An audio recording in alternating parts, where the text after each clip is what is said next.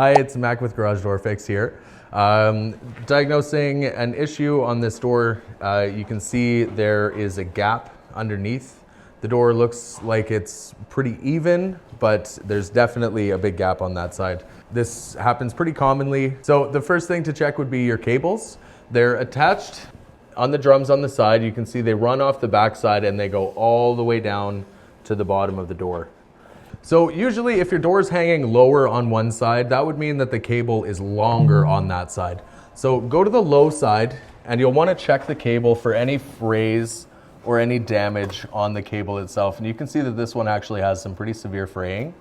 And that'll cause your cable to stretch out and it won't hang level.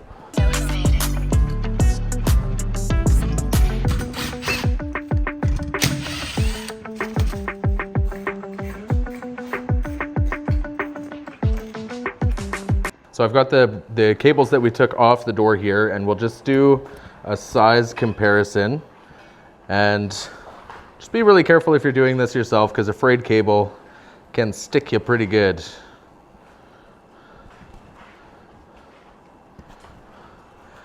And here we can see that that inch of difference made a huge difference over the span of the 16-foot door.